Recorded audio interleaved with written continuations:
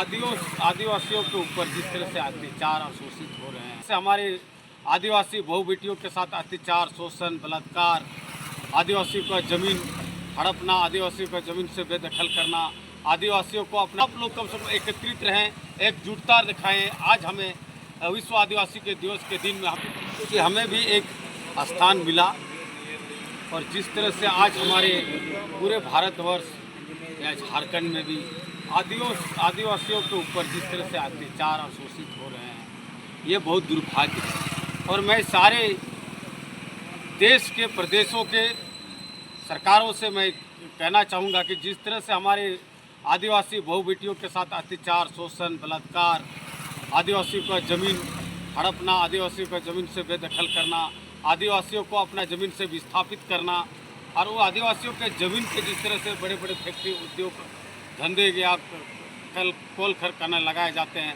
और आदिवासियों को आज तक उनका जो अधिकार होना चाहिए, उनका जो हक और ज़मीन के बदले उनका जो हक मिलना चाहिए, अधिकार मिलना चाहिए, आज तक नहीं मिल पाई है। बहुत बड़ा दुर्भाग्य है।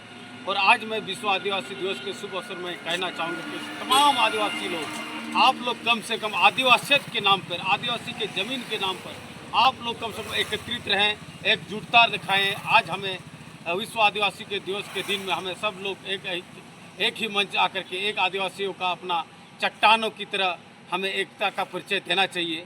यही सब चीज़ों को मैं कहना चाहूँगा। हमारे भारत के आदिवासियों को, मैं तमाम आदिवासियों भाई बहनों से मैं अपील करना चाहता हूँ कि कम से कम विश्व आदिवासी दिवस के नाम पर एकजुटता का अपना परिचय दें, ताकि हमें कोई भी राजनीतिक पार्टी या कोई भी हमारे विरोधी दल ये उसको एहसास हो कि आदिवासी जिस तरह से आपका भारत में सबसे अगर प्रथम नागरिक माना जाता है तो वो आदिवासी होते हैं। या कोई भी प्रदेशों में अगर कोई देश, हमारे भारत देश में भी अगर कोई आया है तो पहले हमारे आदिवासियों ने आया है।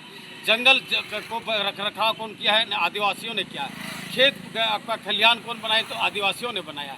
खेती बाड़ी कौन करते हैं?